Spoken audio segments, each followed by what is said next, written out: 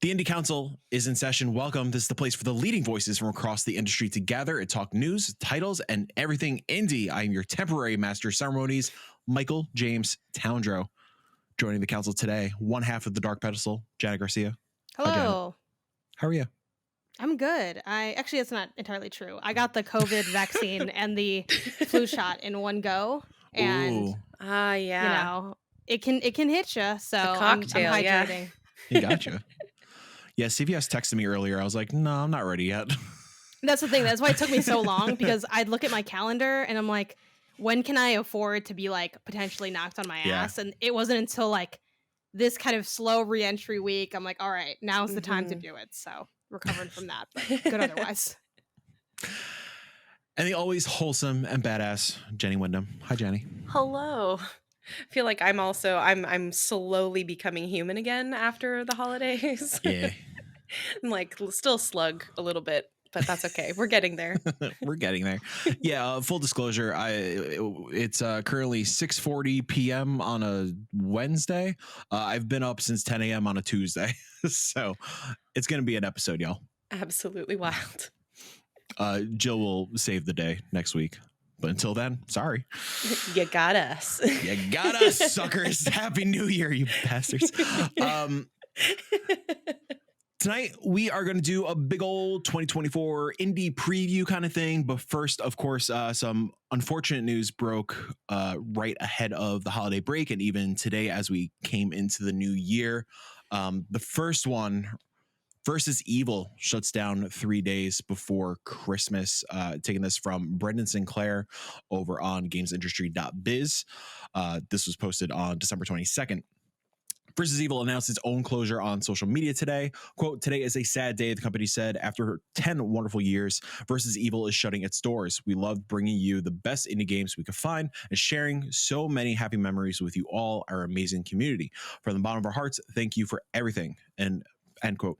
In another post today, Versus Evil head of production Lance James confirmed that the indie publisher's entire team had been laid off.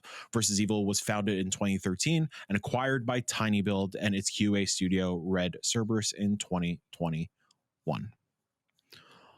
Well, this sucks. Yeah, I think a too. great team. Yeah.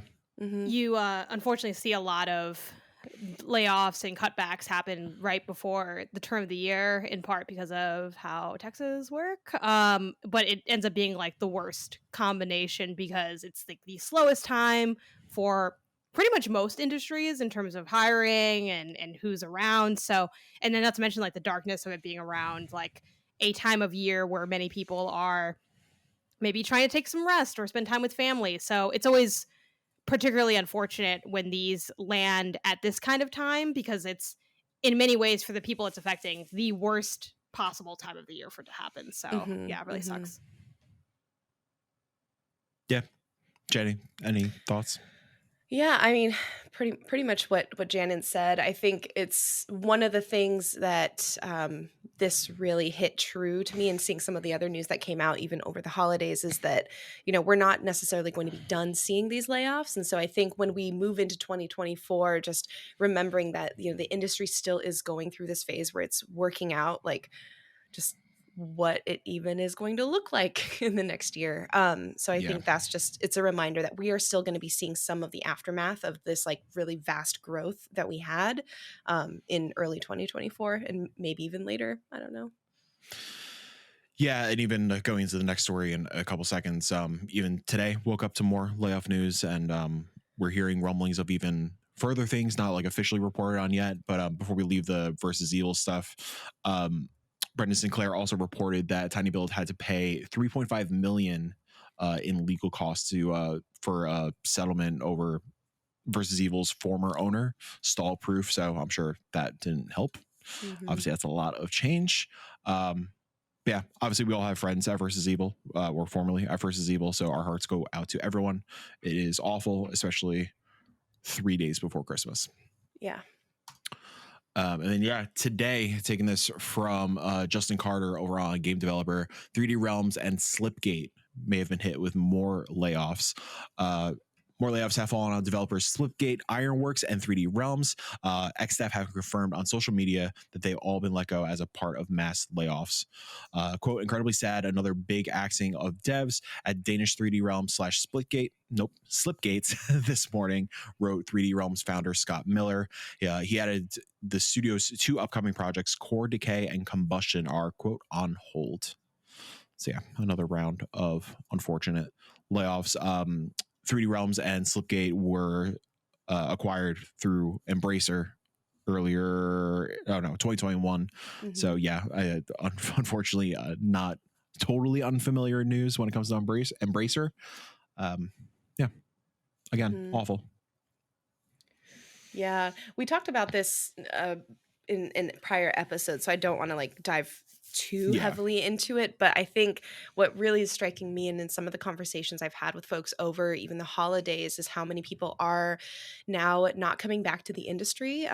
My realm is more of the community managers, influencer manager folks, and there were at least 4 people who I talked to who said that they were actually finding jobs outside of the industry and not planning on coming back. So I think it just was another reality check or moment for me where I was like, God, we're losing such incredible people, and people who have experience, I guess, is the thing that's really sad. So interesting to see what's going to be happening just with the industry this year. Yeah, I think we talked about it during that big episode. We talked about layoffs. It's like, why give energy towards an industry that doesn't love you back, that doesn't treat you well? Like, you have to do what's right for you. And yeah, it's awful that we're wasting so much amazing talent and discouraging so many folks and stripping resources and just straight up hurting so many wonderful human beings. But yeah, like, I don't blame folks for leaving. It sucks. Like, I think Jenny, you and I in particular are a bit lucky on like the PR marketing side. We don't typically that get, knock on wood, obviously, don't get super affected the way we've been seeing on the developer and the media side. But yeah, it's heartbreaking. It sucks. Yeah. Well, I have no real transition. But yeah, obviously everybody look out for each other. If you see on socials that if somebody's looking for a new position or have been affected by these things, give them a signal boost, repost, retweet, rezeet, all that good stuff. New year hopefully means a lot of new opportunities as well. So yeah. Okay. Well, no good transition. Let's talk about indie games we're looking forward to in 2024. Janet, you dropped a big old list already in our doc. I want you to start things off for us. What's an indie game you're looking forward to? Yeah, I'm gonna kick it off with one that's coming out pretty soon, and I think we talked about it, I want to say maybe 2 episodes ago at this point, because it was highlighted at, I believe, Day of the Devs or one of the recent showcases. It's Home Safety Hotline. Comes out January 16th, 2024. It's been kind of shown off here and there, and it's kind of this classic I don't want to say PC game like it's playing on PC, but it's like you're sitting at a computer like as the player and managing these calls and emails you're getting, and it has a layer of paranormalness to it as well. So you're an operator who's taking these calls about people having issues in their home, and they're like, oh, there's I think there's a rat in the basement, or I think there's some unknown entity in the basement kind of vibe. So it kind of plays with vermin and mystery and work drama in a interesting way. And something that I think is really fun about this too is it is kind of that, classic point and click layer of horror type of game, but they also integrate settings where you can like toggle on and off certain phobias you might have. So things like arachnophobia, things like, I forget the name for it, but the one where you can't deal with like holes. Like there's a word for that one, but is that hole-phobia? Tryptophobia maybe? No, that's I think water. so. Something like that. Yeah, it's something like that. But they have like a lot of different sliders for that, which I think is a fun thing to integrate. It's always cool when you can bring more people into the fold who might not want to play a game because of certain content. So allowing you to like toggle on and off that I think is really cool. And this just looks super rad. So I'm very excited for it. Tripophobia? Yeah, trypophobia. Yes. Trypophobia, not tripop. That's dumb. Me, not the phobia. Me saying Yeah, Tri-Pop is dumb. important distinction. No, Wow. for sure, but It's been a long 12 years. All right, leave me alone. Yeah, this Yeah. looks really, really cool. I feel like the Hypnospace Outlaw vibes when I look at the trailer. So it's got this like the OS style of puzzle game, which I really like not puzzle, but just sort of as you dig in to an OS kind of scenario, which I always love. It's kind of, a nod to, I mean, it's more playing with computer OS, but it's like, why am I blanking on it? Her Story kind of, it's messing around with the UI, like messing with the UI is part of the game, and sort of, I don't know, you're almost like, I think what's fun about games like this is you're almost like put into like a cosplay scenario of the hotline operator, where you have like the whole setup at your computer as you play. Like there's something really fun about that aspect. Yeah, some of the 601 Indie folks played it later, a couple months ago, I think, and just absolutely fell in love with it. I'm really excited for it. I forgot it was coming already in the next couple of weeks. I thought it got pushed even further. So super excited for that too. And there's a demo out. There's a demo out too. So if you want to try it before you buy it, you can. Yeah, definitely worth the try, because I feel like it's a more unorthodox kind of game, and that might scare people away a little bit. So yeah, give it a shot. Jenny, give me a game. Oh, there are so many. Okay, let's stick with January for now. Yeah, we can stick with January. Yeah, just because there's so many that I'm looking forward to that don't have dates yet. The one that I'm looking forward to in January, that's a full game because there's a DLC coming out that I'm excited about, is Turnip Boy Robs a Bank. Yes. I love unhinged criminal turnip content, and so this fits that niche perfectly. What do you know? Turnip Boy Robs a Bank is a sequel to the Turnip Boy, Commits Tax Evasion? Yes. That came out a couple years ago. Really wonderful. Like the original was sort of the homage to like traditional Zelda adventures in the mechanics. What I love is that Turnip Boy Robs a Bank it's totally different mechanics, same really charming, zany world. So instead of more adventure exploration, we're doing like roguelite runs in this bank dungeon that you get to explore. You battle, I think their quote is like, you battle the fuzz, you steal valuables, and you're running a heist. And so it's just really wonderful, playful, and silly. I'm excited just to go in and explode things and feel fun and happy. Yeah, I really love that they are going the, I guess for a lack of a better term, the anthology route for sequels, like just totally tackling on a new genre. That's not what I expected from the Turnip Boy series. I didn't totally expect Turnip Boy to become a series, but yeah, I hope they just keep digging into the joke. Yes, it's great. It's so delightful. My January pick, I'm so excited, is The Cub from Demagog Studio. This is kind of a spin-off of Golf Club. Well, it's called Golf Club Nostalgia now. I back when it launched, it was Golf Club Wasteland. A really fantastic Golf Club Wasteland, really fantastic mini golf game that takes place on Earth after everybody has left Earth to kind of live out their new lives on Mars, because Earth is like totally fucked. So The Cub is essentially a spin on the Jungle Book type narrative, where you play as a little human child that was raised by these animals, and you are left behind on this planet, and it is just a 2D platformer, and kind of looks like a brutal survival take on platforming. I know like a lot of these like elitist like humans that are coming back to Earth for sport, similar to the golf game. They are there to just hunt animals, and like throughout the game you are being hunted by the uber elite humans coming back to the planet. Really beautiful. The soundtrack and score and visuals are such a vibe. Really stoked for it. We showed this off last March with the 6-1 Indie Showcase, and yeah, Demagog Studio in my mind has not done any wrong yet, and yeah, really can't wait. Happy to kick off the year with it. Man, that looks so good. I'm just in awe. I'm watching the trailer and looking at the Steam page. I did not know about this game, and I'm just like, I'm so excited for it. I think it's this trailer on the Steam page. The music is such a vibe. It's an original song. I forgot what the band's name is. I think it's an original song by one of the developers. It's so damn good. Yeah, can't wait. I'm a sucker for a good platformer. Yeah. I was gonna say, I feel like High Water, they did High Water too, right? That So came funny out on enough, like mobile, High Water's but out not on PC. High Water's out on Netflix on Oh, mobile, Netflix, yeah. but not PC yet. Oh, y'all check out High Water on Netflix. It's good. I can't. Which I'm like, why takes is place it in the not same out? universe. Yes, it's a Yeah. really fascinating. Like, I did not connect the dots, and seeing this and connecting the dots, I'm like, oh my gosh, I love this studio. So Yeah. thank you for just bringing me to this realization. Yeah, of course.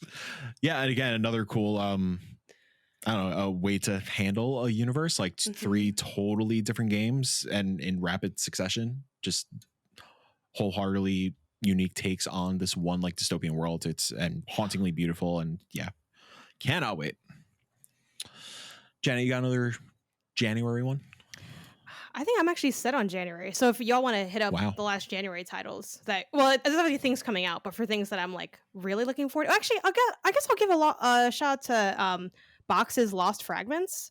This is a game published by Snapbreak, developed by Big Loop Studios, and this is kind of a funny situation for me because I wishlisted it because it reminds me of The Room, like in terms of look of like the design of like the puzzle boxes, but I actually never got around to playing The Room. So it's like, hey, this looks like the thing that I wanted to play and never did, but maybe I'll play. So I feel like it could, and not that The Room is the only like puzzle box game that exists, but I do feel like it is, one of the ones that sort of put that design on the map. So I think Box's Lost Fragments could be my Goobies to Vampire Survivors. Like I didn't play the one that popped it off, but I played the other one.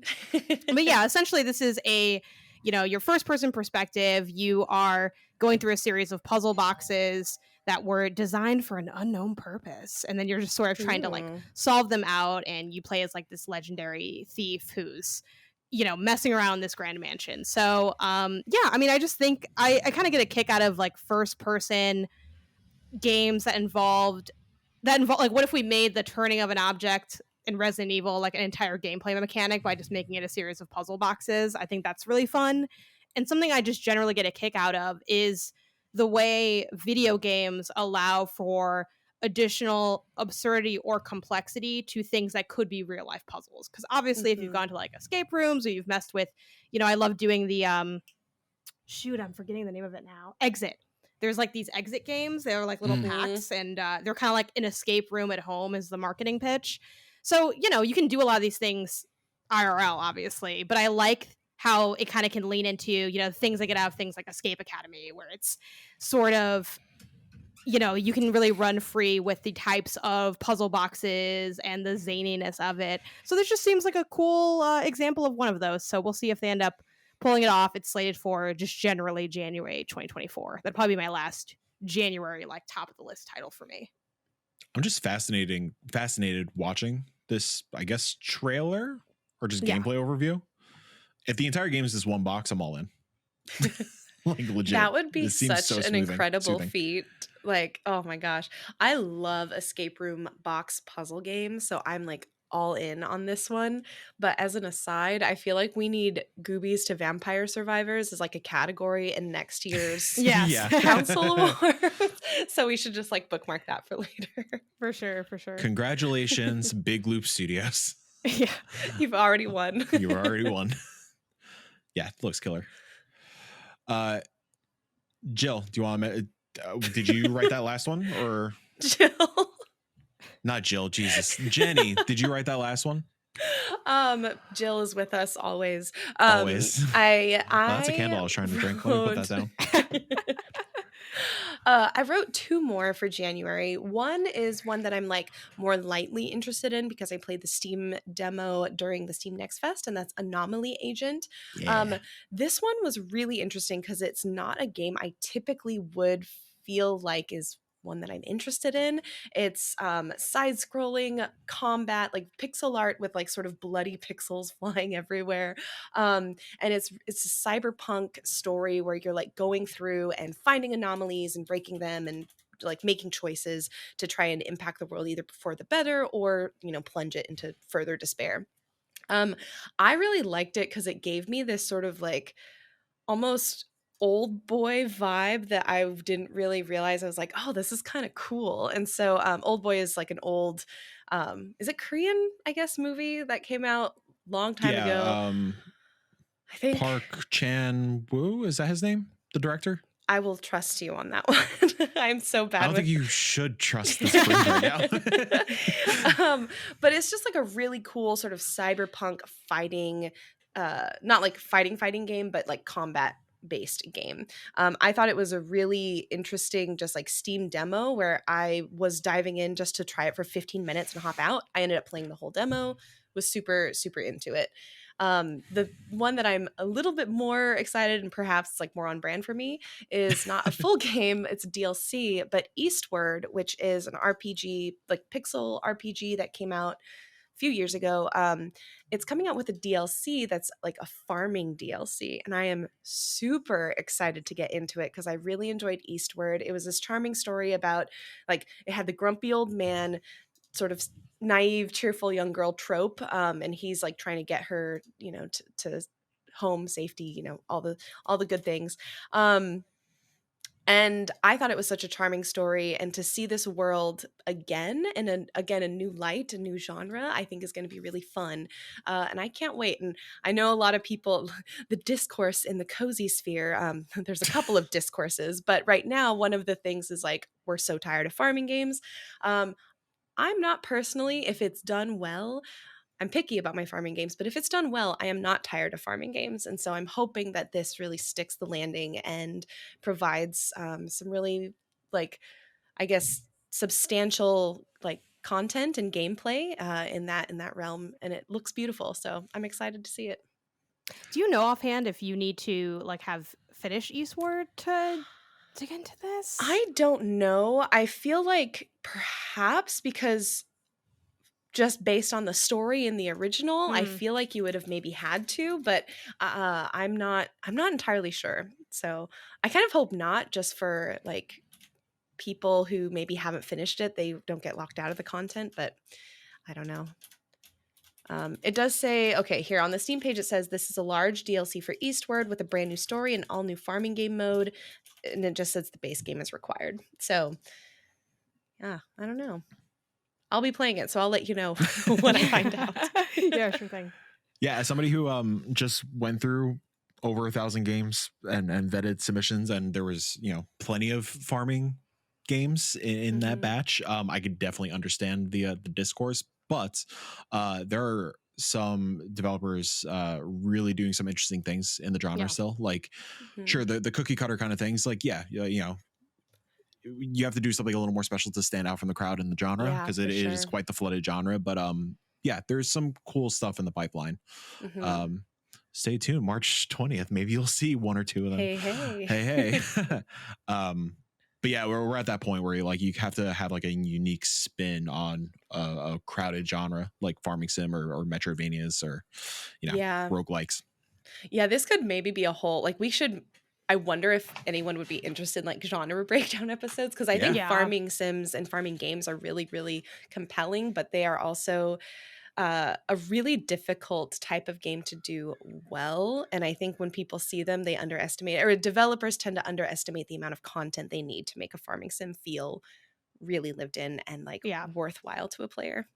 I also think there's just so much worth, like I definitely would be down to do like a whole episode on just the different types of, especially the genres that are more heavily associated with, I think, the indie sector, certainly with farming sims, to your point, Jenny, being one of them.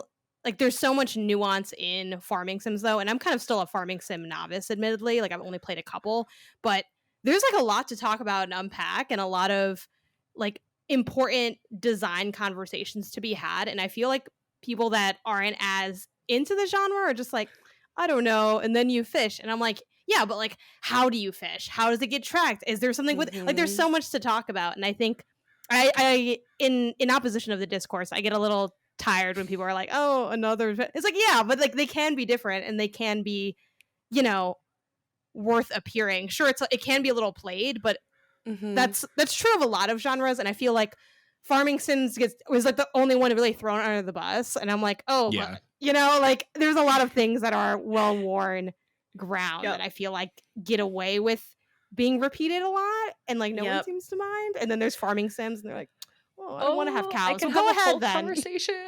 Like Yeah. this is my Like, dark pedestal. I feel yes. like. Yes. Like maybe you don't feel anything when you see a pixel cow, but that's you don't know what it does for me. Okay, Right, so right. Oh my gosh. the pixel a shame cows are that- my gun. It's like okay. Yeah. It is a shame that the genre has peaked with the Chow Garden with Sonic Adventure 2, but that's neither here nor there. Bringing in the hot takes to this. I only speak the truth. I forgot another January joint that I'm really excited for. I actually saw this on Twitter right before the holiday break. Crystal Story: Dawn of the Dusk. This really damn cool like 16-bit action RPG coming on January 12th, I believe. It's hard to describe. I'm just gonna take straight from the Steam page. Crystal Story: Dawn of the Dusk is the first entry in the Crystal Story epic. Features charming retro-style graphics, fast-paced action, and turn-based battles, heavily inspired by the 16-bit classics. Blends. Nope, I just read that. That's just repeated on the other Steam page. But yeah, it looks like Zelda vibes, but yeah, some turn-based combat. It seems like there's a little bit of Undertale in there with some like I was just about to mini say, game yeah. kind of combat. It looks really Mhm. fascinating. Like some open world, like at some point, like in the trailer, they showed like the protagonist is in like this spacecraft kind of thing. You're just roaming around this open world and like I guess going from dungeon to dungeon. Really intrigued by it. Typically not my kind of jam, but yeah, there's something about it that's like really speaking to me. So I'm really excited to jump into it. Hopefully it lands for me because again, yeah, like the turn-based RPGs typically not my jam. Like in Stars in Time, I can't tell you how many times I tried to start it and play through it over the break. Just But how did many not click stars for me. did you try? Yeah. I don't That's think I actually reached the one meta star. loop. That's the meta loop of the game. It's the time looping adventure. Yeah, but I will say, Crystal Story. I think I played a demo of this a while back. I am a sucker for like Earthbound likes turn-based Mhm. battle pixel. Like that is my bread and butter. I will consume any game that includes that. And this one does look really intriguing, so I will be excited when it launches. yeah, very soon. It's an exciting January. I like that we're like, well, I don't know if I like, but like I guess I appreciate that we're hitting the ground running. Like there's no break. Like I still feel Mhm. like I need to catch up on some last year stuff at this point, Mhm. but no rest for the wicked. Janet, take us into February. Yeah, so for February, this one got put on my radar literally like an hour ago because I asked my partner, I'm like, hey, I'm making a list of all these indie games. Like, do you have anything? He spends a lot of time in the Reddit hole and the YouTube developer been making this game on their laptop for forever. I'm like, what has surfaced from there? And one of the things that rose to the top was Furnish Master. This Hell is yeah. slated for Mhm. February 2024. At first glance, like as soon as I looked at it, I'm like, oh, this is kind of like I played at a game earlier. Gosh, what year was this that I played this? Is this not okay? So I played in early access. I played My Dream Setup, which is like about setting up like your dream kind of game setup or whatever, like room.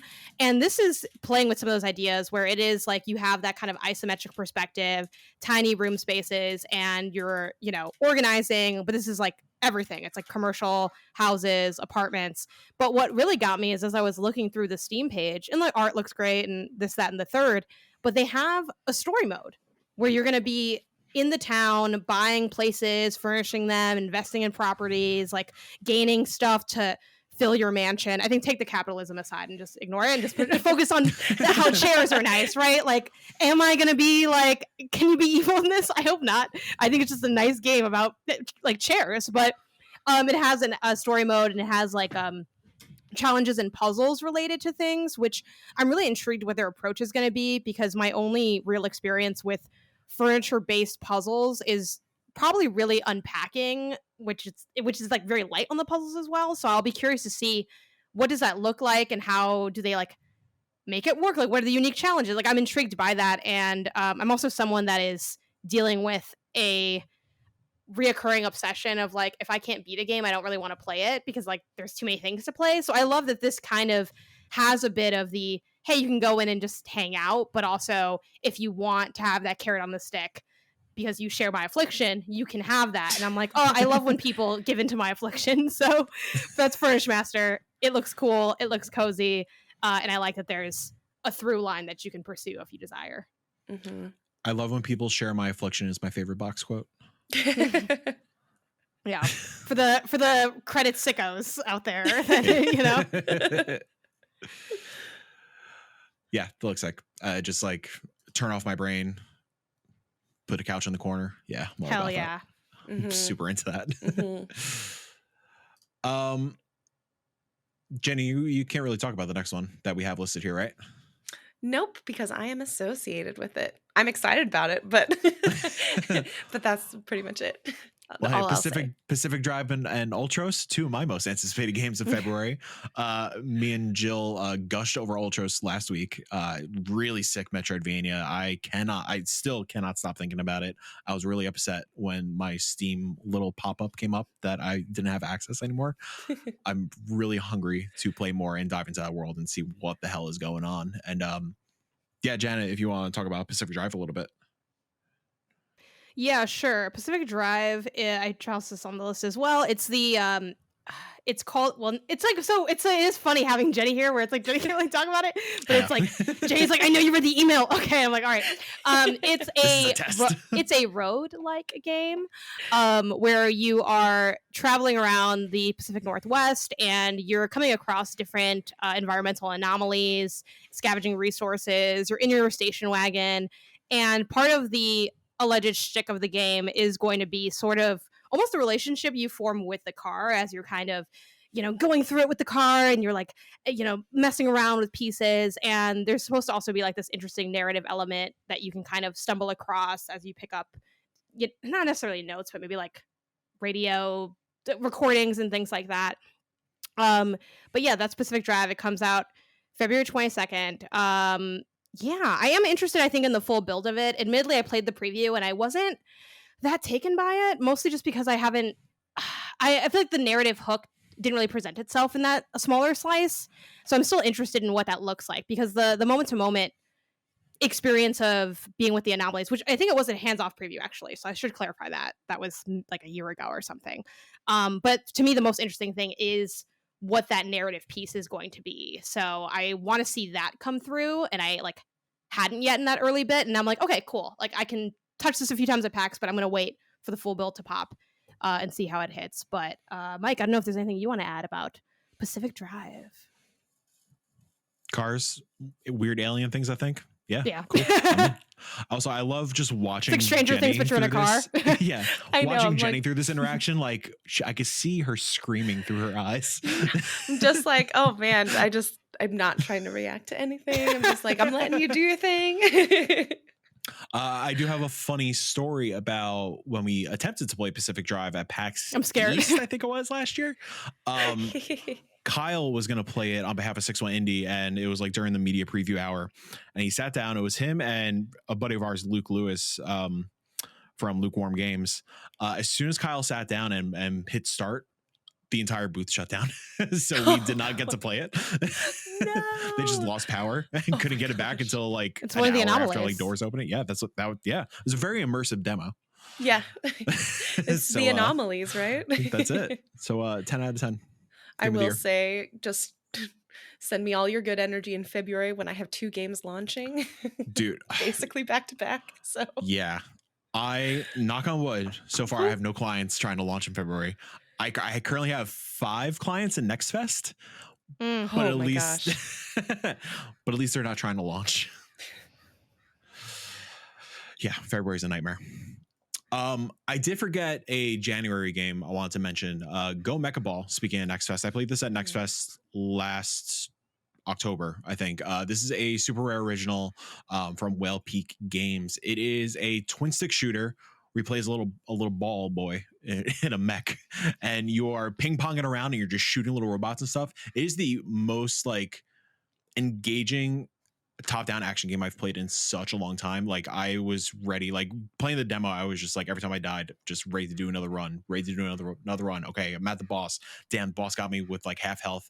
Let's get it back in. Like it's the perfect like one more try kind of game, and that's like something I really like to. There's something about the beginning of the year, and those kind of games that really clicked for me. Like last year, another super rare original, Lone Ruin, did that for me real well.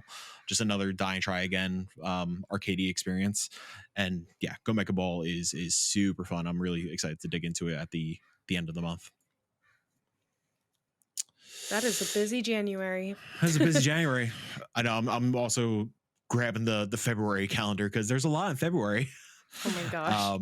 Like we don't have to like dig too deep into all of them, but the Sucker for Love sequel drops in February as well. I love Sucker for Love. It is such a good visual novel dating sim. The whole shtick is that you are dating Cthulhu and you're trying to please Cthulhu so Cthulhu doesn't end the world. At least that's the first game. I don't really know the setup for the second game. Clem, a really fun narrative adventure. Slave Zero X killer action game. Corpo Nation is on February 22nd as well. I mean, of course, the only game on February 22nd is Pacific Drive, but also Corpo Nation, February 22nd. Just a really like satirical glimpse into corporate America and how corrupt that side of the world is. February is nonstop, and like, not to mention, granted, not totally our scene, well, maybe you guys, but like it's also Final Fantasy, so like hopefully, oh my gosh, I'm so excited. people break through a little bit. Yeah, the you know, not non-indie side, the January, February, March, that like intense. chunk is RPG quarter. Yeah. So, Yeah, especially end of that's January rough. is Yeah. nuts. Yeah, so that'll be tough, but also bonus if you're not playing any of those games. It's like you were given the gift of time. So there you go. That's me. Nice. I ain't like a dragon. Oh I my ain't following gosh. Cloud. I'm good. so like a dragon, Final Fantasy VII. I'm just like, okay, how can I manage to take a few days off, like here and there, so I can have time to play these games? Yeah, I know for sure I'm taking the day off to play Final Fantasy VII. I'm so excited. Hopefully the characters walk a little faster this time so we Oh can my make God. you know. Like, pick it up. Come on. I got places to be. Then Oh my also gosh. I don't know if it has a exact date yet, but sometime in February is also Open Roads, which Oh, Yep. no longer Steve Gaynor joined. That he has removed himself from the project. Thankfully, it's no longer a Fulbright thing. It's a new team. Really excited for it. yeah, February 22nd. I'm excited for that one too. I just had Is that also the forgotten. 22nd? Yeah, I had It is forgotten also that it had a God date damn. 22nd. because I had Um, put it underneath like release windows, like not realizing like I just all the dates blend together. Yeah, that is Yeah. And there is ridiculous. another title on the 22nd. If the date still stands, I should double check it, but I have my like little planner here. Garden Life, a cozy life sim, which I'm personally looking forward to because it's a very cute like gardening just sim game. That's coming out on the 22nd as well. So that is going to be a very busy day. Jeez. Yeah. Cry. It's Oh intense. God. Janet, give me another one. I know like now we're kind of getting away from our specific dates. I'm also just scrolling through also in case anything Yeah. pops up, but The last like specific date one I had was Tales of Kinzera Zao, which is debatably indie. Depends on how much you care about like EA Originals, which Oh, like yeah. it's the indie publisher from EA, but like what's EA? It's like you know, so it's like I'll be short with this because again, debatable if you want to split hairs for the EA Original stuff, but I'll allow it.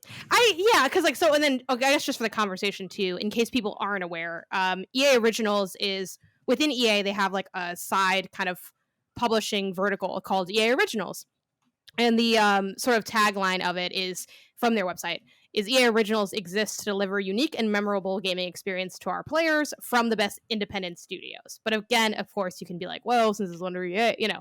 Sure, we can do that dance if you want to. That's fine. You could skip 1 minute ahead if it's that deep. But yeah, this was shown off at the Game Awards actually, and it is again talk about genres that have been explored a lot, a Metroidvania style title. But I'm really interested in just sort of the lore and like the art direction design. It's really beautiful looking. It kind of the gameplay and the movement is sort of highlighting things like a dash, things like freezing platforms to create like areas, a lot of like zippiness. It does kind of remind me of the kinetic energy that you see in titles like Ori and the Blind Forest, or even, you know, on the other side of things, the new Prince of Persia game kind of has a bit of that like speed and energy to it. And then just to end things out, I will just read straight from the Steam page, which says, "Wield the dance of the shaman, reclaim your father's spirit, brave the beautiful and treacherous land of Kinzera with the god of death in Tales of Kinzera Zhao, a Metroidvania-style adventure crafted by Surgent Studios." So it just looks really cool, and I'm a big fan of Metroidvanias that especially lean into the kind of actiony platformer energy of things and like the sort of layers of magic or mystical abilities. It just seems really cool, like a cool take on gameplay that admittedly is very much up my alley. So yeah, that's my last like hard date, and then I'll let one of y'all take it before I toss a couple random in the general 2024 allegedly space kind of thing. So I just came across one. I just tossed it in the dock at the top of that like general 2024 list. Coming out in Q1, Mouthwashing. I'm scared. What is this? What? The 5 crew members of the Tulper are stranded in Oh the my empty God. reaches of space, shrouded in perpetual sunset. God is not watching. Oh no. A narrative-driven first-person horror game following the dying crew of a shipwrecked space freighter. Fuck yes. Sorry, I know I said I was going to stop cursing on this podcast, but hell yes.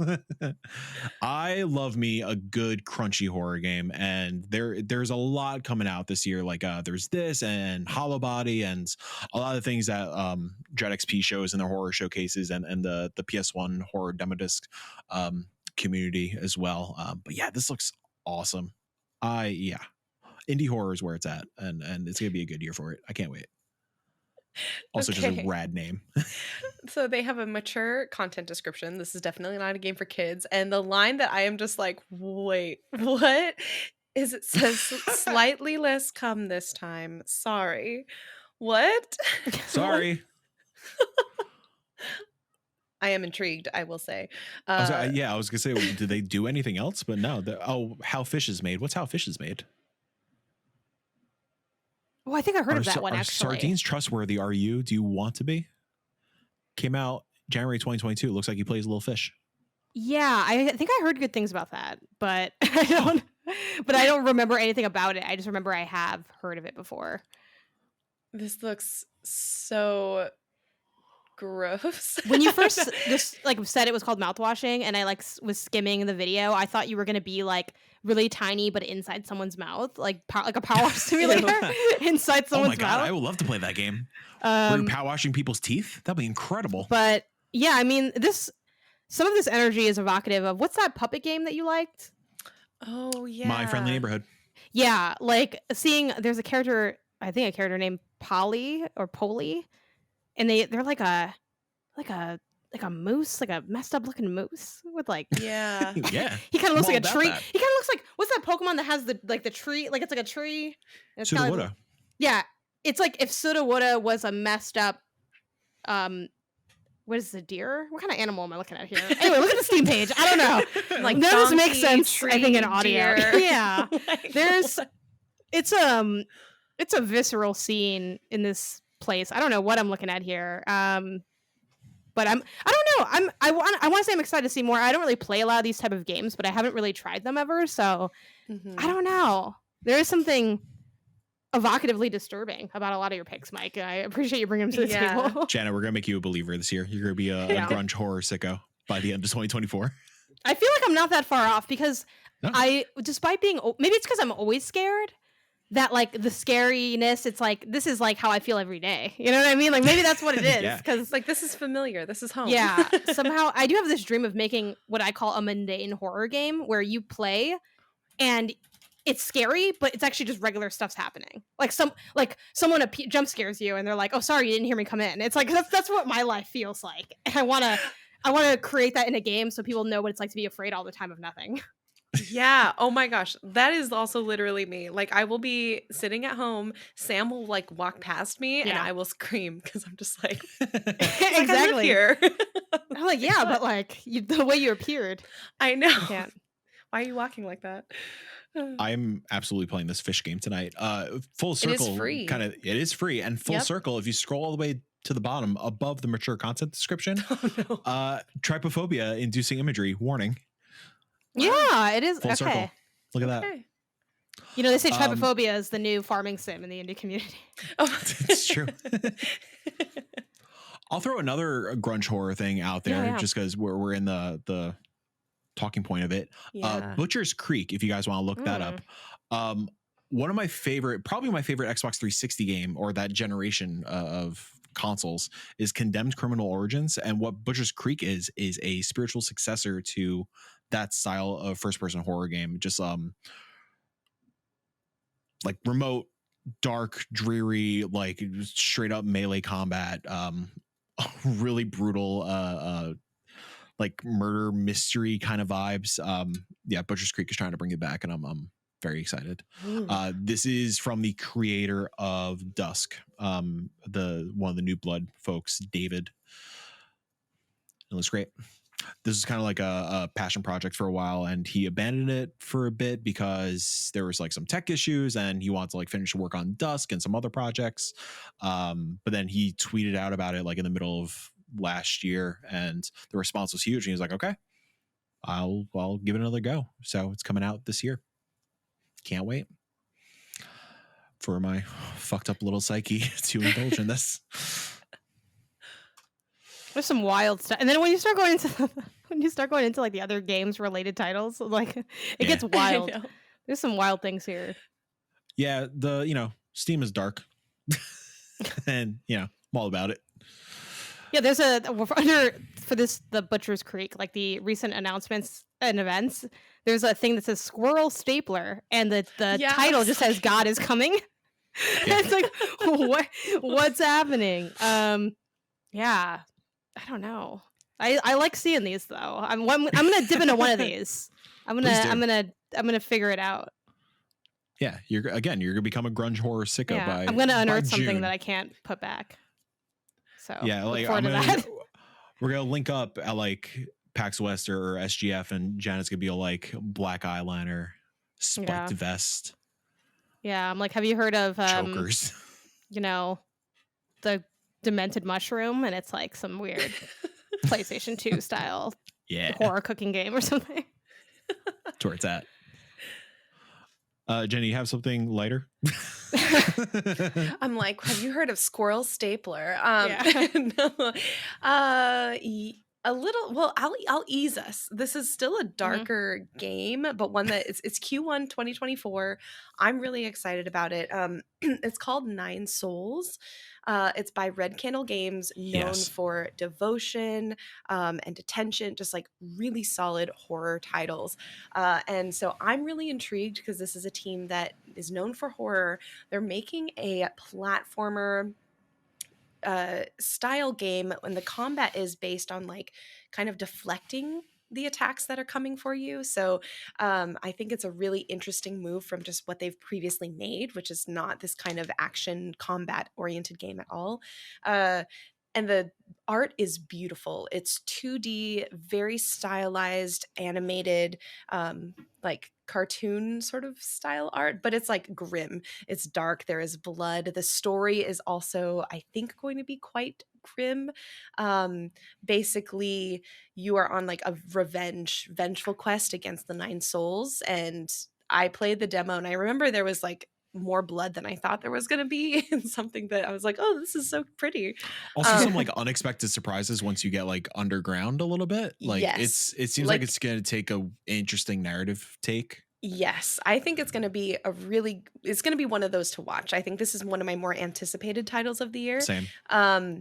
It's beautiful. So I think Nine Souls is a great way to ease us out of like the grunge horror and into like beautiful horror. Yeah, I also played the demo. God, I don't even know. Like, it feels like over a year ago at this point. Everything you said, yes, but also like the combat feels incredible. Like I couldn't get enough of just the feel of the combat, and it's really hard to nail that kind of combat. It's very much inspired by Sekiro, I would say, like a very parry reliant combat system. And if folks don't do the parry system right, it doesn't really work for me. Like I'm not a parry person. Like with Lies of P last year, I brute forced my way through Lies of P. I play that game my own way. But yeah, Oh, yeah. Nine Souls does it right, and it feels great and really responsive.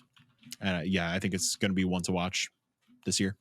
Yeah, and I think Red Candle Games, they're Taiwanese, I think. Yes. And what I love about all of their games is that all of their titles are very like unapologetically Taiwanese. And so what I'm excited about is having a game sort of set and from their cultural perspective, because I think they're going to have just elements in there that will bring a lot of like wonder to just like the lore and the story that we'll get from this game. So yeah, I'm very excited. Side note, did you see the Detention film? I did not. No. Yeah, I was curious. Was it good, or did you watch I haven't it? seen it yet. No. Oh, I loved the game. I heard it was good.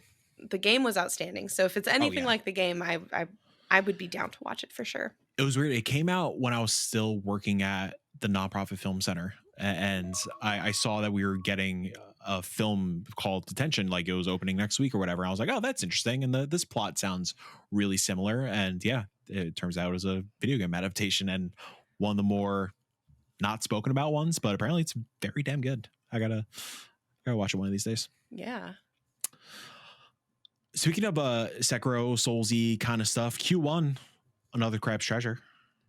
Oh yeah. Mhm. Yeah. I didn't realize that was Q1 slated. Apparently, so far. Have either of y'all played the demo? No, I'm just saving it. I Fair. have, but just full disclosure, I work with Kowloon Knights, which provided them funding. So it's like I'm not working on the project, but there's an association there for Yeah. me. But I have played the demo, and I do think, as a fan of unexpected Souls likes, I think that's like a really fun one. Yeah, I think I just mentioned Lies of P. I think Aggro Crab, they understood the assignment. It feels great. Yeah. Like everything, they're ticking the right boxes.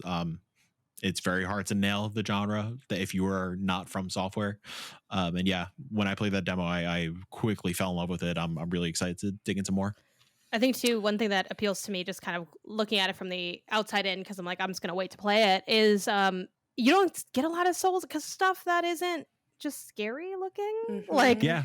and that's almost another layer of intimidation, I think, to Souls. It's like not only is it hard, but like I'm like, did you have to make the boss 80 feet tall? I feel like wasn't them being skilled enough? And they're like, no, you have to, So this, I mean, obviously there's still an aspect of like the scaling is the enemies are big, but it doesn't seem as intimidating.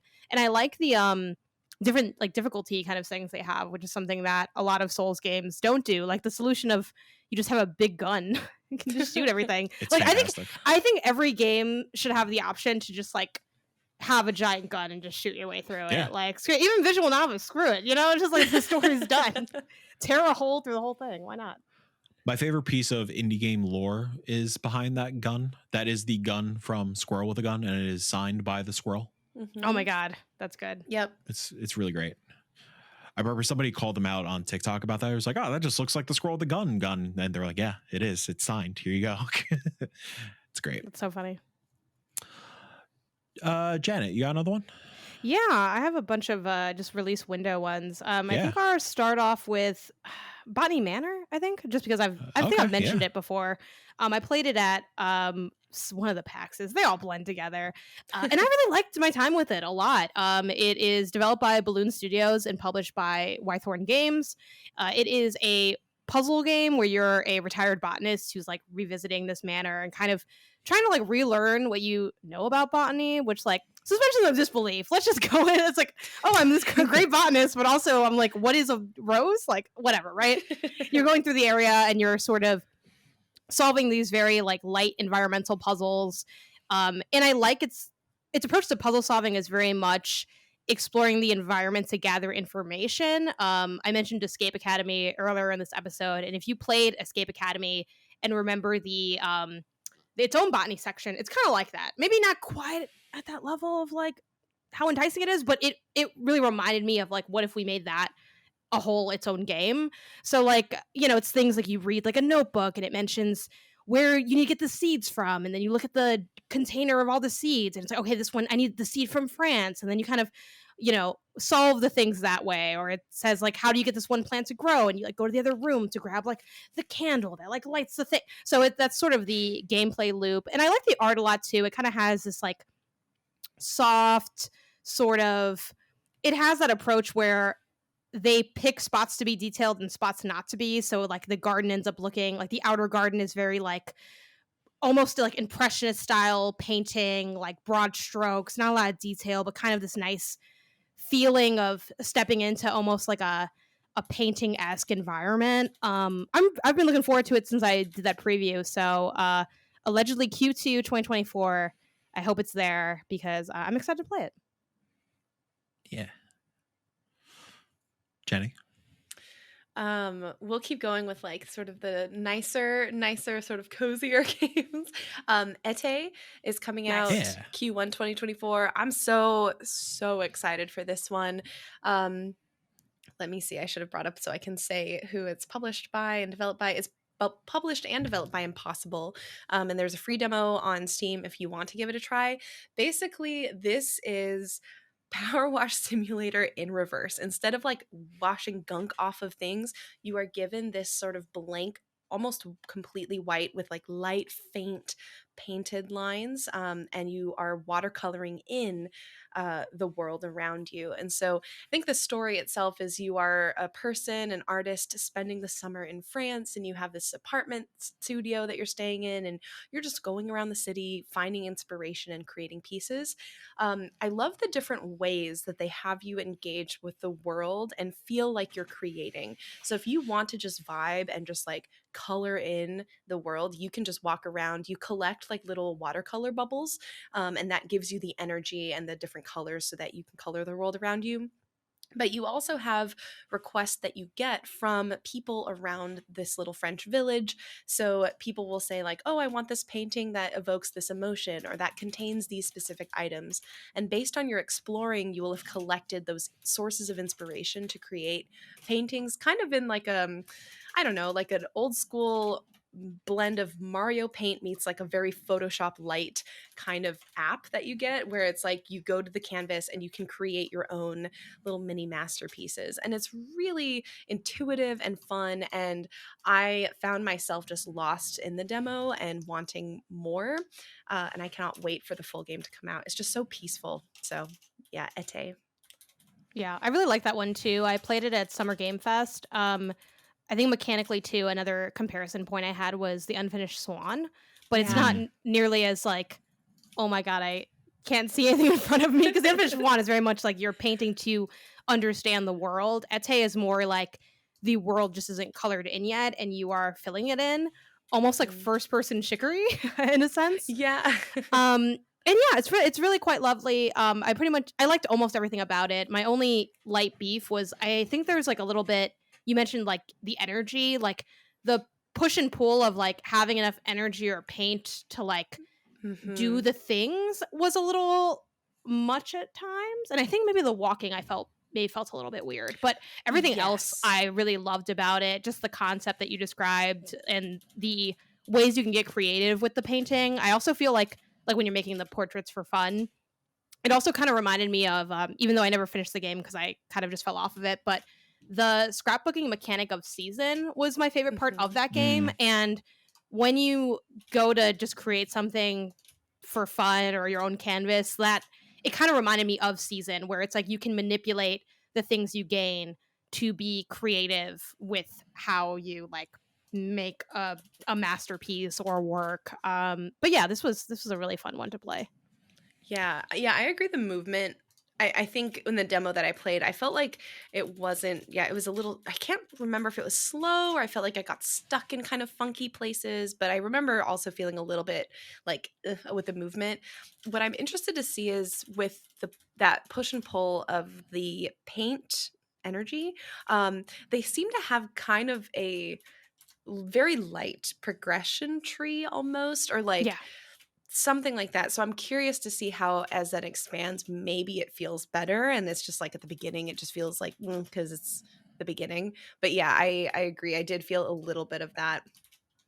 One thing also, because I'm looking at the trailer and reminding myself of what it was like to play, I loved with the canvas, you get to rotate essentially 3D objects and then place them in 2D. And I thought that for me, that was just like mind blowing and cool.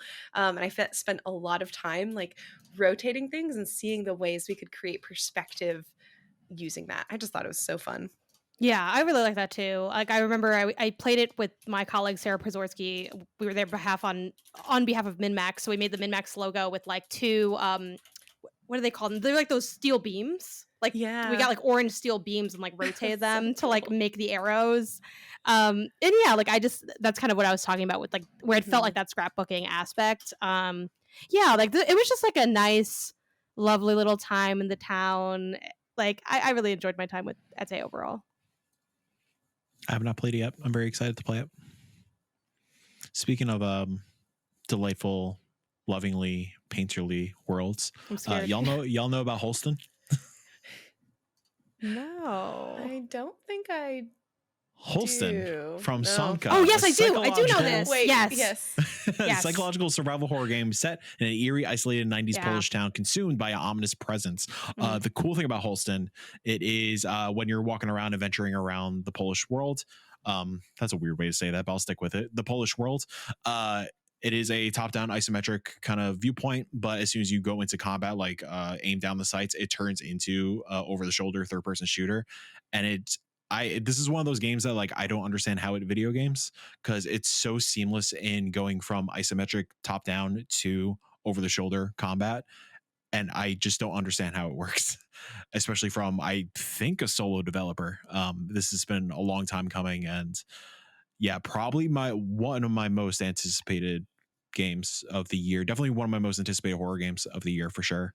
Especially in a year where, you know, I'm a big Resident Evil person. You know, Resident Evil 4 remake didn't really do it for me. Granted, Resi 4, never my Resi game. My Friendly Neighborhood was the big one for me last year. Always looking for somebody who's going to take on the Resi formula in an interesting and unique way that we haven't seen before. And Holston very much seems like it's gonna take that route. And you know, you shoot somebody near a wall, maybe it paints it. I don't know. Ete. There you go. That would be a really interesting take on the painting subgenre. I haven't seen that yet. But stand by this canvas. Yeah, I remember seeing this at like again one of the showcases. I don't remember if it was Day of the Devs or not, but yeah, it looks really cool. Like you said, the kind of the classic like ¿Por qué no los dos, right? Like the why not both of the perspectives in terms of like horror, I think is a really fun take. It's also really cool that it's fully voice acted in both Polish and English, which again, I get why y'all don't have voice acting in your games because it is expensive to get done, but it is always really cool when that can be like done from the jump, just to kind of like remove a little bit of that friction of like the having to read everything all the time, also just kind of adding a little more life into the characters. But yeah, and the art direction is really compelling. It's sort of like I don't know what bit this is. I'm not a scientist. I don't know. It's kind of like pixelated. I'm not a scientist. Yeah, I'm like, I don't know. You look at it and you're like, yeah, I like looking at this. My favorite art style. Yeah, I like looking at this. Yeah. My favorite thing about the Steam page, you know? Is you scroll down on the Steam page a little bit and just the friendly recommendation, House Flipper 2. I noticed that too, like friendly plug. I think that's really sweet to have in there. Indie games rule. Yeah, that's so good. We didn't mention the two big ones yet. I mean, arguably the two big ones of 2024, which are Hades 2. Okay. Sorry, there's three big ones. Hades 2, Earthblade, and if it comes out this year, Silksong. At this point, I'm just like, Silksong will happen when it happens. I don't even want to talk about it because it's just been so long. I will say Hades 2 is just to be announced, which is why I like have they said that they were going on 2024? I think early access is supposed to be 2024. Yeah, I think early access is 2024. And Silksong also says to be announced, but I did know that the Silksong meme would rear its head in this episode. Of course. Yeah. I did put Earthblade down though in the list because I'm very excited for it. It's the team who did Celeste, so of course, you know, I think if you've played Celeste and you enjoy that kind of precision platformer, and if you enjoyed the emotional story, it's like, of course, Earthblade is going to be very highly anticipated. I am just amazed. Like the trailer, I remember the first time seeing it and seeing the way that it just panned through the environment. And I am so excited for the exploration that's going to be happening in this game.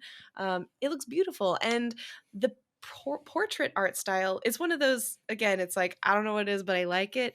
Art styles, it's kind of like sketchy stained glass. Yeah. I don't know what even to call it, but the portrait art style also is really cool and intricate and detailed and beautiful.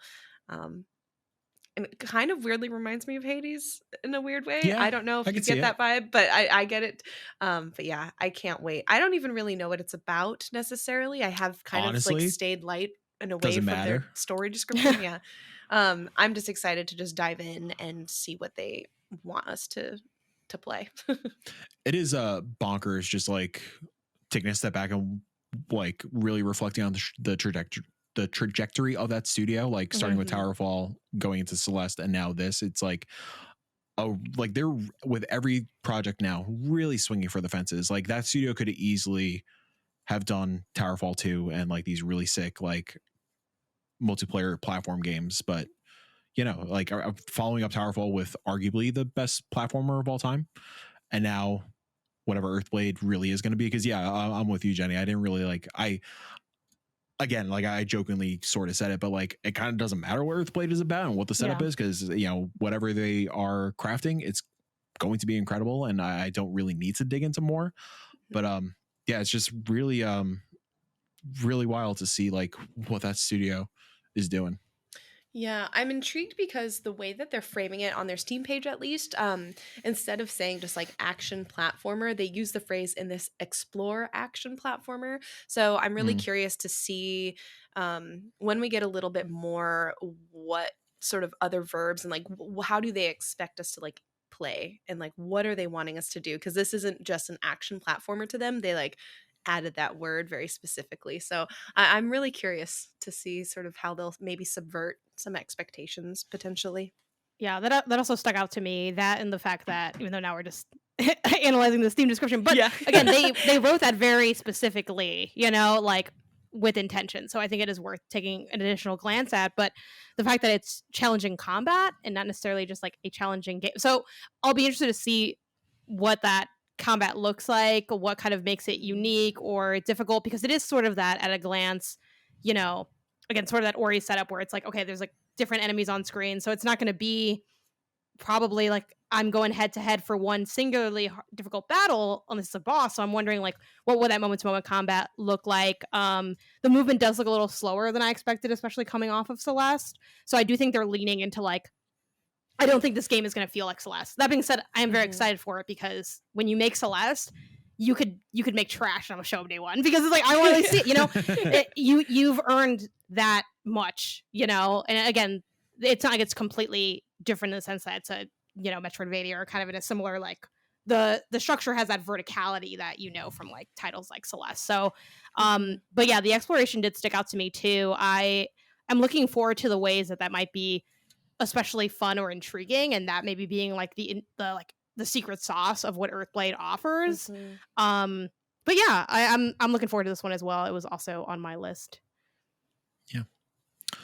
I got a few more to rattle off because I know we're on a time schedule tonight, and Mike is falling asleep at the desk. To his own fault, not you guys. Yeah, are we not entertaining you, Mike? You're keeping me awake. Wow. That's why I'm here. I took a 20-minute power nap for y'all. Okay. Thank you. You're welcome. You're so welcome. I'm so selfless, I know. I want to shout out Self Loss. This is a game that has stuck with me since I believe it was the first Next Fest. It may have even been the festival prior to when it was branded Next Fest. I remember I played the demo years ago, and it has not left my mind since. Just taking off the Steam description. Self Loss is an action adventure game set in a post-apocalyptic whale-worshipping fantasy land. I'm going to butcher this. The old Volv Casimir starts his epic journey by boat and on foot in search of a ritual that can cure his soul wound.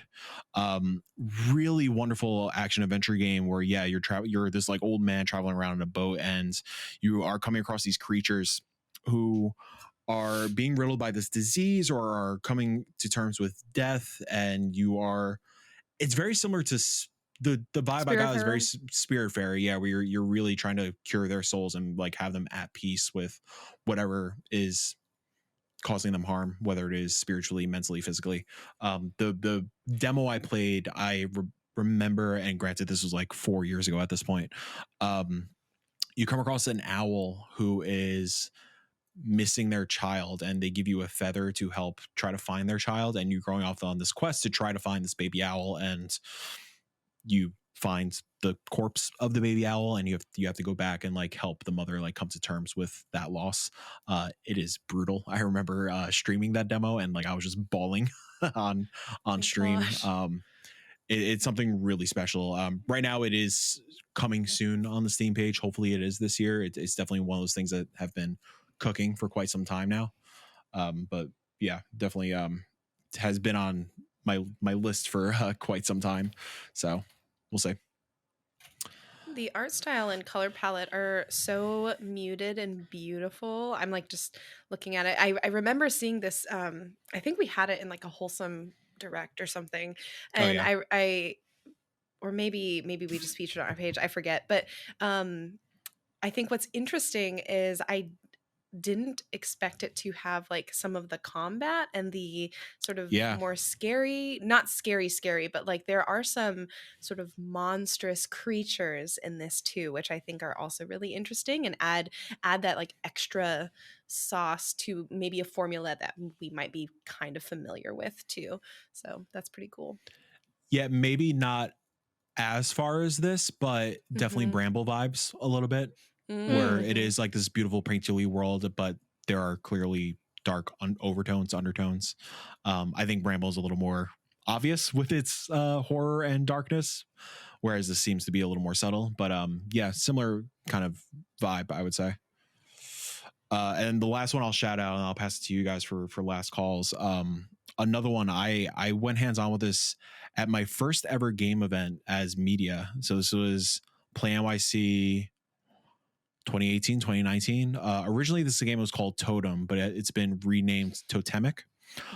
So Totemic is an action adventure game set in a beautiful pixel art world. You play as Mara, a young woman equipped with an enchanting axe and the ability to absorb her foes' powers and use them as her own. To put that into mic terms, this game is top-down pixel art God of War 2018. It is incredible. Yeah. It has the axe mechanic, and it feels as great as God of War 2018, and yeah, again, something that's been on my list of most anticipated games for quite some time now. Humble Games picked it up, I think, a couple years back. Again, it just says coming soon. Hopefully it is this year at some point, because yeah, another one I've just been eager to delve into and just totally get taken over by. Jenny, final picks. Cool. Let's see. What do I still have? I haven't mentioned. I'll just really quickly. Oh my gosh, my words. Run through a few of these. So, Citizen Sleeper 2. It just says coming soon, so I'm gonna say that's a 2024 call out. Loved the first Citizen Sleeper. One of my favorite sort of dice RPG of the year that it came out, and it really dove into like labor and ethics and morality, especially within sort of capitalist structures and societies. I thought it was really cool. And again, the dice element and the RPG element was also really solid. Very stylish too. The characters, all of them, I want to like cosplay them somehow. Citizen Sleeper 2, I think, is sort of in the same universe, but I don't think it follows the same characters or stories. I imagine there may be a little crossover, but excited to see what they do within this universe. To hop into another one, The Plucky Squire. That's a Devolver published joint, developed by All Possible Figures.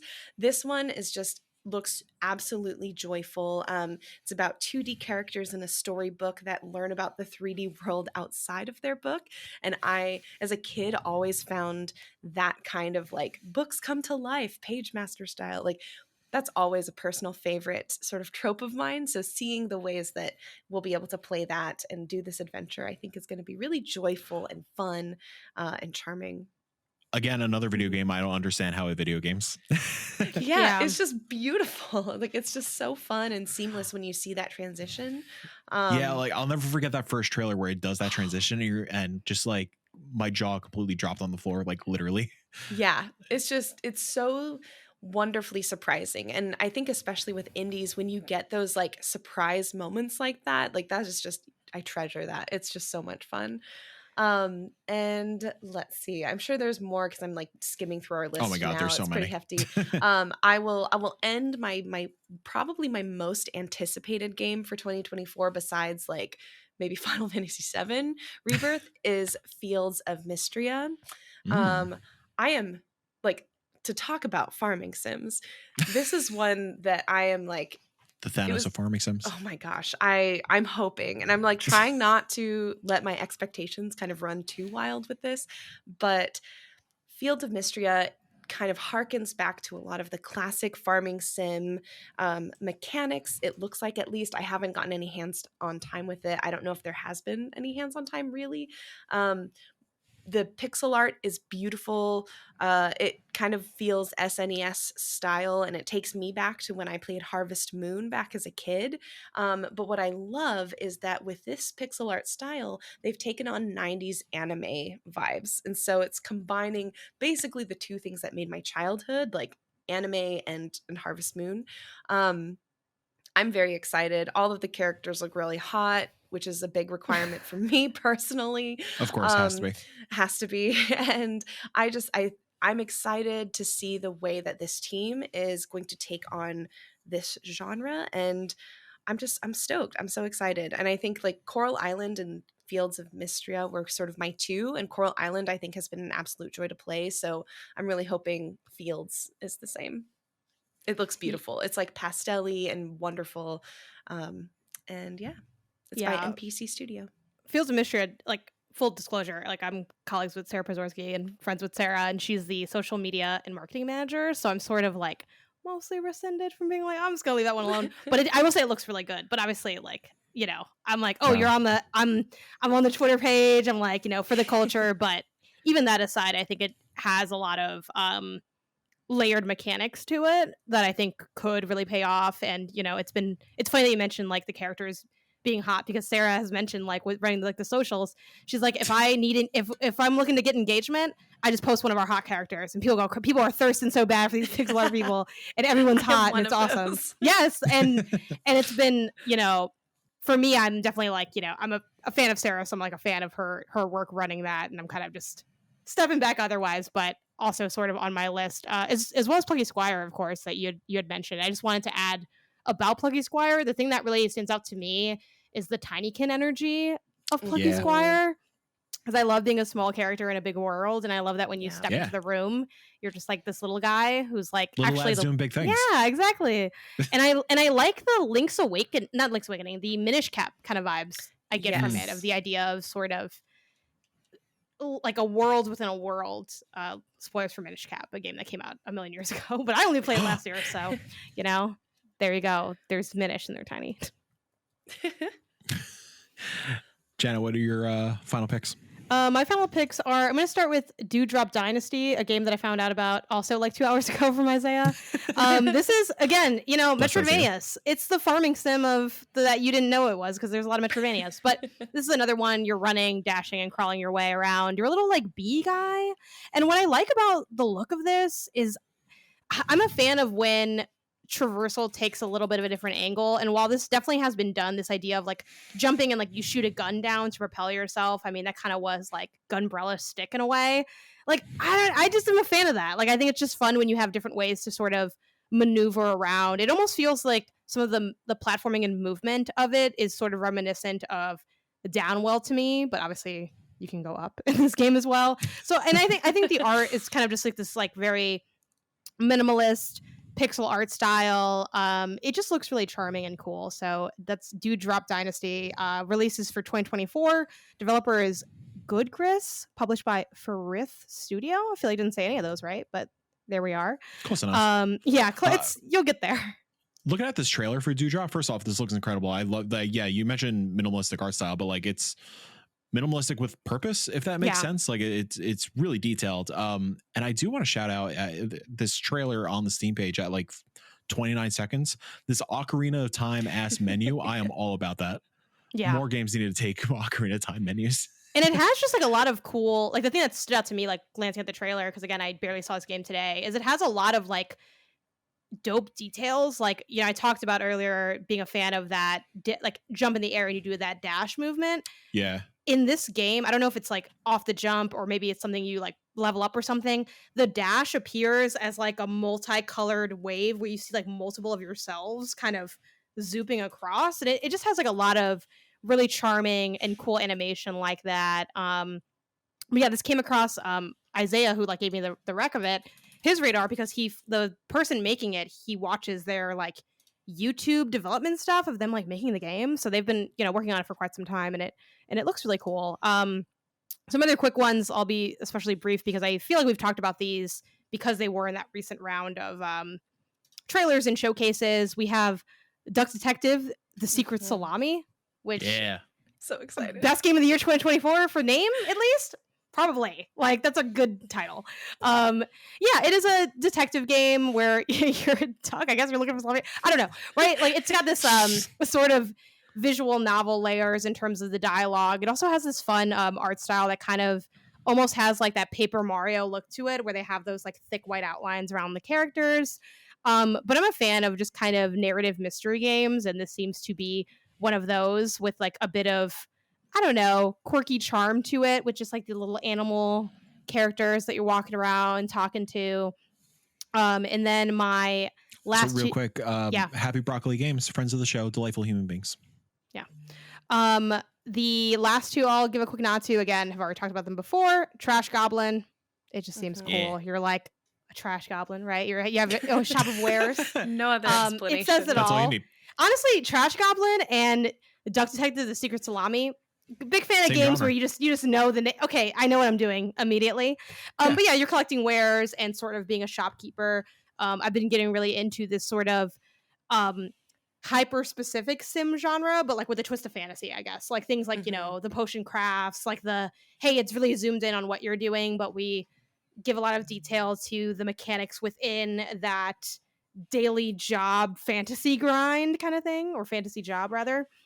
So yeah, you're like cleaning up the wares, and there seems to be a bit of puzzle solving with that aspect of it. And you have different people coming into the store looking for things. So I like that sort of loop. And then the last one, who could forget?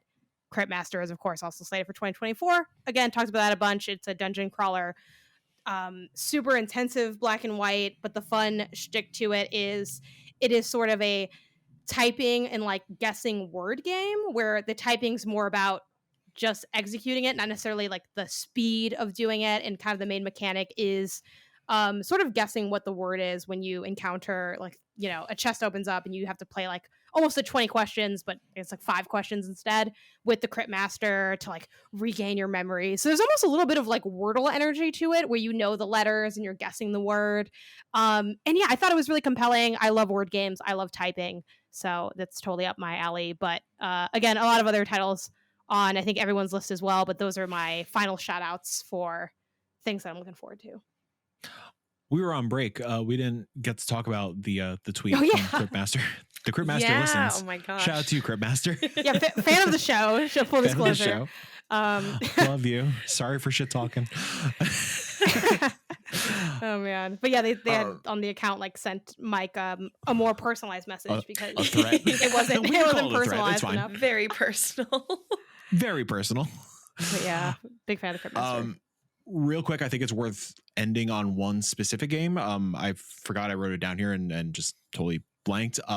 After Love VP. I think we all have a special connection with this one to some extent. This is from Fami, who's the creator of Coffee Talk and What Comes After. Fami passed away in 2022 at this point, I think, a couple years back now, maybe 21. Definitely one of the greatest narrative voices in the industry, and I think just such a force to be reckoned with in storytelling, and somebody like a talent that I don't think we'll ever really see again in our industry or just in the arts in general. And I am both really anxious, but in the best way possible, and just remarkably excited to experience his final story. It's going to destroy me, and I like it. Yeah, I'm very, very excited for this. And I know the team at Fellow Traveler, and I think it's called Pixelnesia. Yeah. That's the team that kind of formed to help finish and carry this to the finish line. They're all doing their best to make sure it stays as true to his vision as possible. And like, yeah, I'm very also excited to play it. And like, I don't know, anxious isn't the right word. I think it's going to be like the closing for sure, like the bow Yeah, sort closure. of tying. Yeah, it's going to be an element of closure, I think, for a lot of folks. And so, yeah, Q3 2024. Yeah, and definitely the right team to handle it. I think they also did the final touches on what comes after as well. Granted, Fami was alive at the time, but or still with us at the time, but yeah, definitely the right team to handle it, and I'm sure they're gonna do it justice. So yeah, like you said, Q3 2024. So many other games. Oh my god, it's gonna be a busy year. Yeah, we didn't even get through. I think we got through maybe half of the list. If that. I mean, Maybe. like, yeah, like I forgot to mention Skate Story and Penny's Big Breakaway, We Kill Monsters, Wrestling with Emotions. Like, Jesus Christ, this could be such a wild year. Janet de Mornay. I think Janet put it on the list, God, and I like highlighted it as well. I was like, yes, because Janet de Mornay as a slumlord is one I'm also very much excited for. But before we look into 2024, we're still playing some 2023 games. So, Jenny, I'm playing some 2016 games. Yeah, you are playing some 2016 games now that I'm looking at it. Hell yeah. Take me back to 2016. Yeah, let me take you back to a better time. So a lot of my break was spent. I have a tradition every like winter holiday break time. I always replay Undertale. It's my like interesting sort of holiday game. I think it's because there's a village called Snowdin, and it's it's got the Christmas tree in there, so there's a vibe.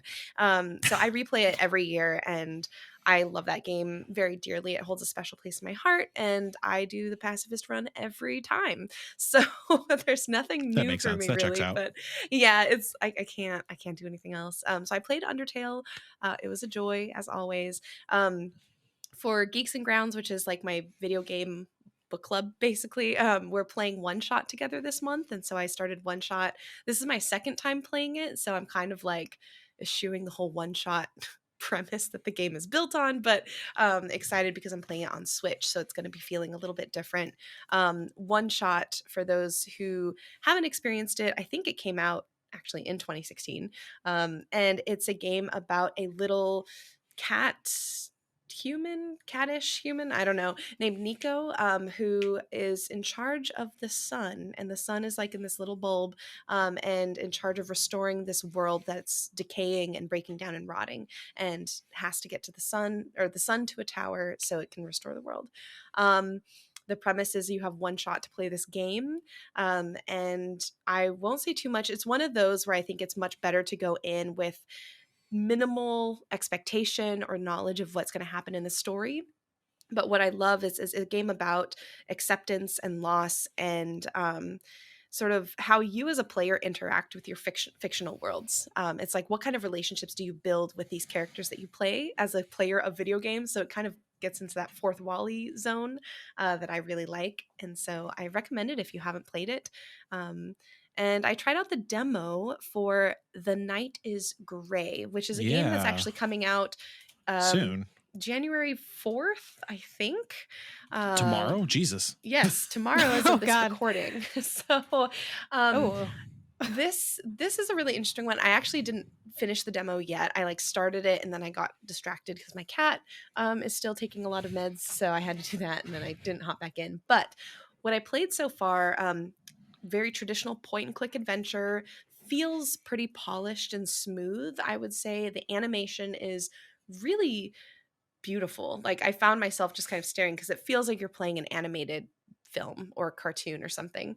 And it's about this man named Graham who is, for reasons unknown, being chased by wolves in the forest, but stumbles upon a girl who's in a cabin by herself. And so you have the grumpy old man, the cheerful child, kind of like with Eastward, speaking of full circle, that trope, with them trying to escape the woods together. I didn't really get enough of the story to feel like there was, at least from what I played, and I didn't finish it, but from what I played, it was interesting. The story wasn't super strong, but the art was so compelling and the gameplay was so smooth. I feel like I'm probably going to stick it out a little bit longer and maybe Nice. pick it up to actually play the full thing. So there's a demo, definitely worth giving it a try, especially, since it's coming out so soon. But yeah, that's what I've been up to. In your Nice. time with the demo, did you end up coming Mhm. across that wolf that I'm looking at the trailer now, where it opens its mouth and a hand comes out? Like, did that happen during your time? Oh. Because It didn't happen during my time. There was a wolf that was like eating its own leg, like chewing on its own leg. So it definitely seems like it there's that. is going into some like surrealist aspects of the horror, which seems interesting, and the puzzle scene Yeah. compelling And I too. would say, like, I think there's going to be allusions to like some psychological stuff. Mm, The very first quote is it's like a black screen and sort of white text comes up, and it sounds like something a parent or guardian would say to a kid to like be kind of like, I don't know, warn them, but it's like, if you don't behave, like the wolves will come and get you and scream and pull you away because mhm. you're being bad. That's like the intro quote for the game. And so I Ooh. think it may deal with like some childhood traumas or like things that happen in people's childhoods. So just, I guess, heads up for that if you're like not into that, or maybe if you want to delve into that, there's your heads up. Yeah, I'm intrigued. This has been on my radar for quite some time now, and Mhm. now that I see that wolf with the The hand coming out fifth of its mouth. hand, yeah, I'm kind of about that. I think that sold me on it. Maybe I'm playing it this weekend. Jenna, I heard you've been looking for some cats. Yeah, have I talked about this game on here? I tried I to don't think find so. out if I have Cats Hidden in Paris. Okay. I I don't love this have series. okay.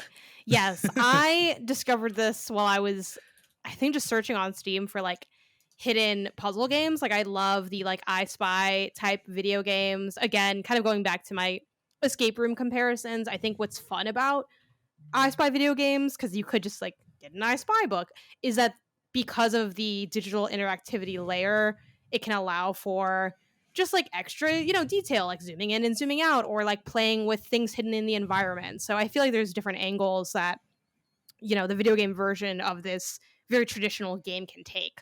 So anyway, I found this series, Cats Hidden in Paris. The games are like, I think this game is actually free, but they're like 99 cents max. They're just like basically this big picture, like a black and white picture, and there's little cats hidden in places. I want to play. I messed up because I didn't play Cats Hidden in Jingle Jam yet for the holidays. Also free drop. But if you like I Spy games, and then bonus points if you like cats, you're gonna like this game. It's like you just look around and you just click on the cats, and when you click on the cats, they like make a little meow sound. And I Oh. can't remember if I can't remember if the cats were named or not. I don't think they are, but whatever. It doesn't matter. It's a good game.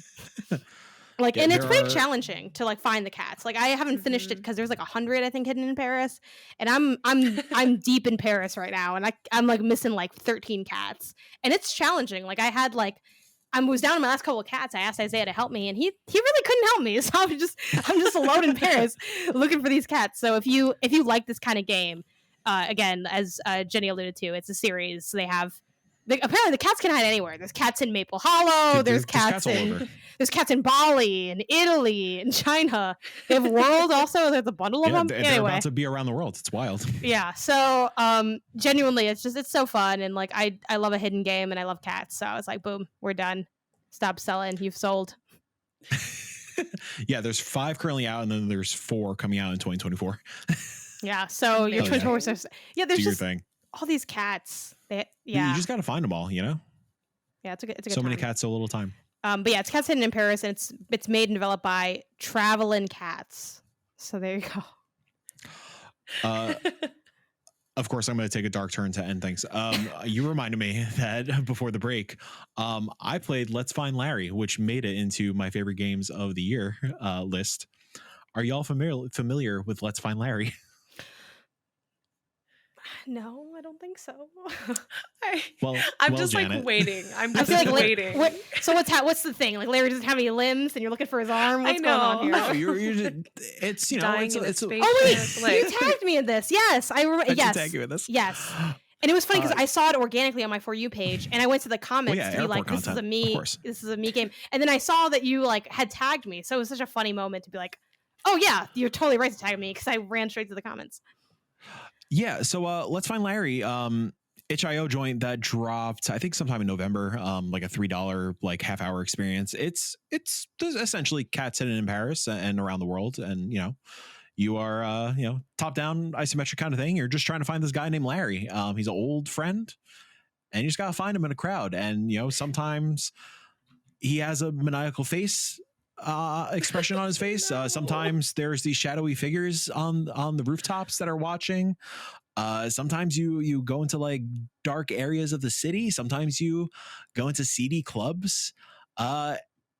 When I say Let's Find Larry is one of the most profound horror experiences of the year, in my personal opinion, I am not exaggerating. I am not joking.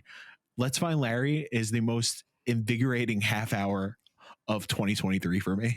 Oh my I god. adore it so much. We Wow. played it on stream during our like final like holiday party Extra Life like goodbye year stream, and we were just Let's Find Larry had us by the throat for the entire half hour.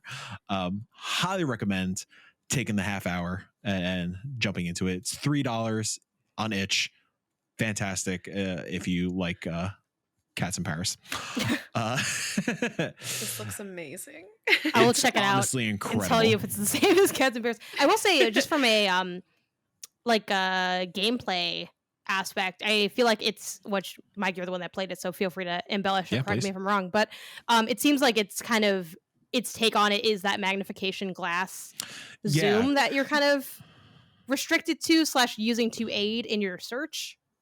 Yeah, so the main mechanics or the main controls are A and D. Okay, so like each level is kind of like a little diorama. So Yeah. you're hitting A and D on the keyboard to spin the diorama around, and then in order to find Larry, you have to you click on the mouse to go into this like magnifying glass kind of thing. It'll help you search a little bit, but when the crowds get a little dense and sticky, I'll say, gets a little tricky to find Larry in dense, thick crowds. But yeah, it's a great time. Highly recommend it. 10 out of 10. Play with your mom during the holidays. We're past the holidays. I don't know what I'm talking about. And then the final game I really have been digging into lately, and this has been, you know me, I do, you know, my trials. You know, I'll jump in and out of games constantly. I'll do 10 minutes here, 20 minutes there, see what's clicking and bipping and bopping around. Finally delved into Blasphemous 2. I've always been intrigued by Blasphemous. The first game, incredible art, incredible world, incredible characters, but felt like a really convoluted take on the Metroidvania formula. And like, I always felt lost playing it. I always got quickly frustrated trying to navigate the world and not knowing where to go next. Jumped into Blasphemous 2 and they solved all of the problems that I had. It is such a wonderful, streamlined experience. It is a really fun world to navigate. You never feel like completely lost. It's really rewarding in a sense of exploration. Same kind of visual aesthetic, this like really hyper, it's like HD pixel art that's like really hyper gruesome in the way they craft their characters and whatnot and their boss designs. I'm having such a fantastic time with it. I feel like I'm somewhat close to the end. I'm maybe like 75% through outside of like side quests and stuff. I think I put like 12 hours into it so far, and those 12 hours just like melted away.